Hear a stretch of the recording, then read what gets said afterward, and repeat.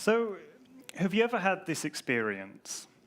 You're having a chat with someone, and they're telling you something about a subject they're very interested in or they know a lot about. And you're following along, and then at some stage you realize you kind of lost the thread of what they're saying.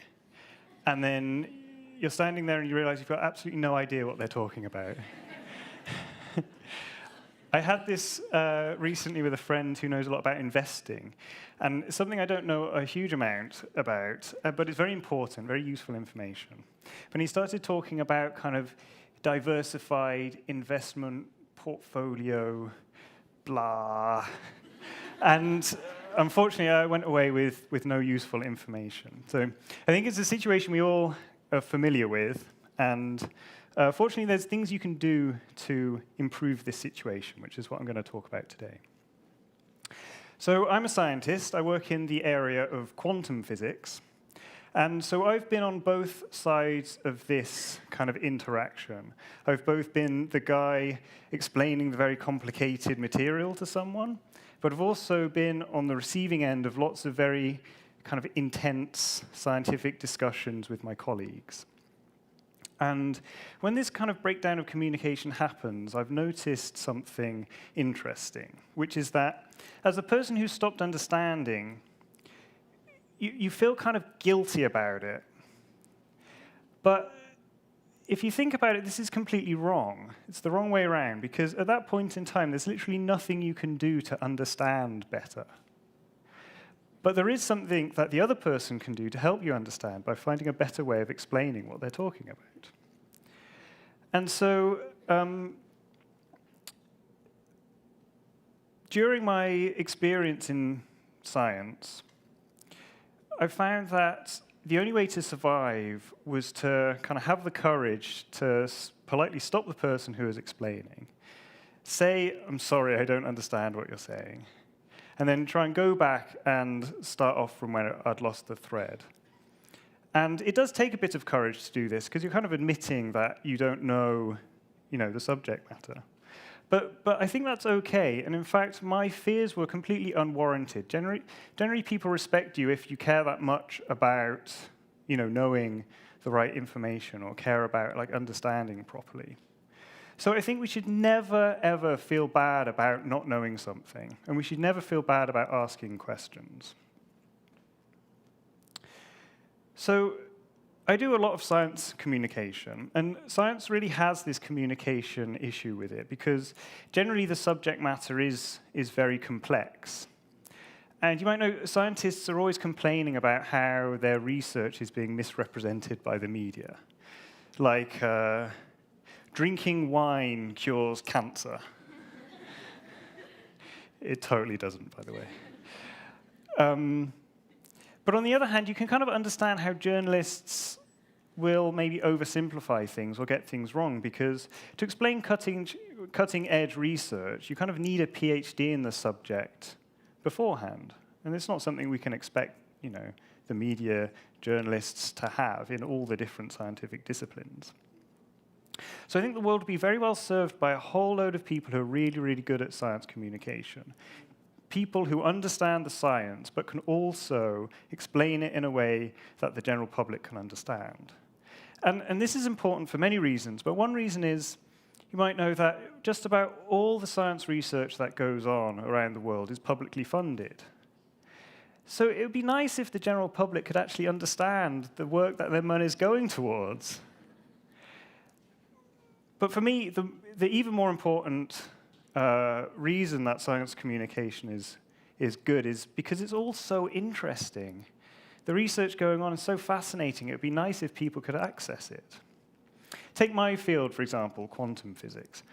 I find quantum physics to be a deeply interesting subject, but it's one that gets this reputation of being incredibly difficult. And that's fair. It gets complicated when you get down into the details. But it doesn't mean you can't talk about it at all. So let me get a show of hands. So put your hand up if you don't know what quantum physics is. And if you don't feel bad about it. Raise your hand. Own your ignorance. It's totally fine. Okay, right. So quantum physics is the description of the smallest things in our universe. So if you zoom right down, smaller than cells, down to the scale of molecules, atoms, and things atoms are made of, the subatomic particles, protons, neutrons, electrons. And it describes how they all work and also how they interact with light. And the interesting thing about quantum physics is it's like the fundamental rules of the universe, and yet the things that happen there are so very strange. So I'll tell you a few of the phenomena that go on in quantum physics. One you might have heard of is called particle-wave duality. So you could imagine all these subatomic particles, these protons, neutrons, electrons, like little bouncy balls, kind of bouncing around, bouncing off each other.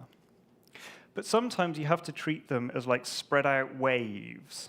And they kind of do both at the same time, which is hard for us to imagine. So I'll paint a picture. Imagine dropping one of these bouncy balls into like a pond of water. The ball would disappear, and then you get these ripples going out over the surface. Now imagine one of the ripples hits, say, a stick. All of the ripples on the surface disappear, and by that stick, suddenly a bouncy ball pops out again. That's kind of strange for us to think about, right? But this is the kind of behavior that goes on in the subatomic realm all the time. Another phenomena you might have heard is called quantum tunneling. So imagine I'm throwing one of these bouncy balls against a window. So it'd be like throw, bounce, catch. Throw, bounce, catch. Throw. It's gone completely through the window. It's not smashed it. It's not interacted with it at all. It's just suddenly on the other side of the window, and you can see it flying away. If we saw that, we'd think it was crazy, right?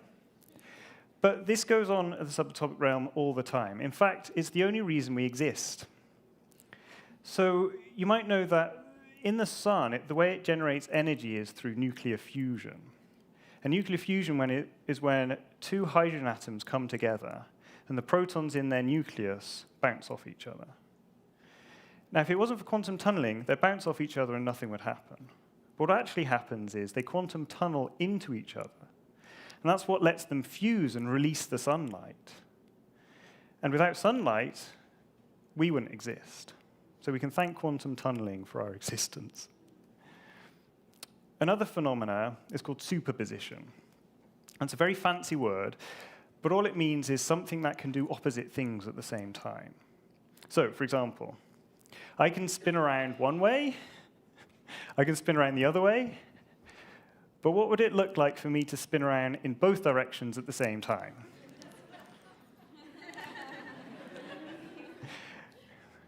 We can't do that. We can't imagine that. But this is what these subatomic particles do all the time. And in fact, we can kind of do it. At least bits of us can.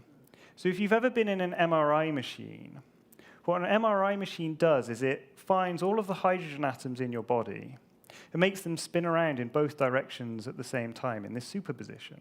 This is what allows us to see inside people's bodies. So it's interesting that all of this physics seems so kind of abstract and remote from our everyday experience. And yet, it's happening inside our bodies. We're made of quantum stuff, so it's happening everywhere around us. And it's not just MRI machines that we use like quantum physics for. There's been a whole host of other technologies that come about because of our understanding of quantum physics. So one of those is our understanding of silicon allowed us to invent the silicon chip, which is in every single computer in the world. So the entire computing infrastructure of the world exists because of our understanding of quantum physics. And it's in other things like lasers, they're quite useful, and nuclear power plants. And there's this other soundbite you might have heard about quantum physics, is that no one really understands quantum physics. Well, that's actually wrong. We do understand quantum physics very well, and you'd kind of hope that we did if it forms the technology of MRI machines or nuclear power stations. What they mean when they say that is that when we try and picture in our head something that can be both a particle and a wave at the same time, or something can spin around in two directions at the same time, we find it very hard to picture that in our heads, but we can describe it all very well using mathematics. So it's fascinating that something can be so counterintuitive on one hand, but yet can be so practically useful on the other. So I really enjoy explaining science to people. I make YouTube videos and I also write kids' books for the age range around 7 to 11-year-old. And I really like pushing myself. I don't hold back on the science. I like explaining the most complicated subjects to that age. So quantum physics, nanotechnology, relativity, rocket science, those kinds of things. And I've come to the conclusion that you can pretty much explain anything to anybody as long as you go about it in the right way. And I've come up with a set of principles I work by to do that. So I'm going to share these with you. So these are my 4 principles of good science communication. And I say science, but it can be any kind of technical communication. OK. So number 1, start off in the right place. So everyone's got a different background. Everyone's got a different set of knowledge. And it's our job to explain the information in terms that they already understand. It's no good leaving a gap and starting from there, because they're not going to follow along. It's better to form the information from what they already understand.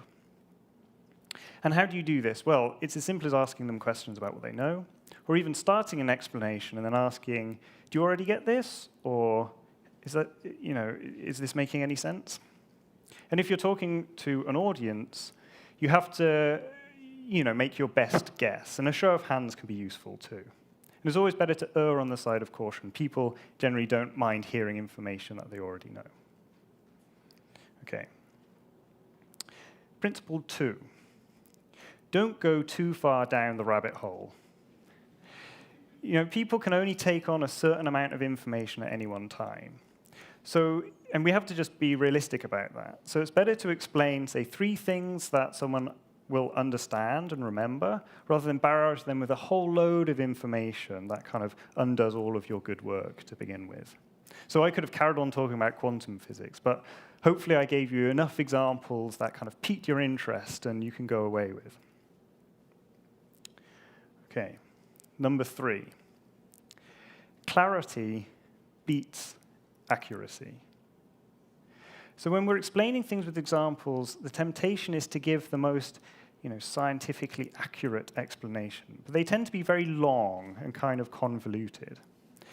It's better to come up with a simpler explanation that maybe isn't completely technically correct, but it gets the point across. You imagine they're here, and the complete explanation is here. All you want to do is just get them along that path.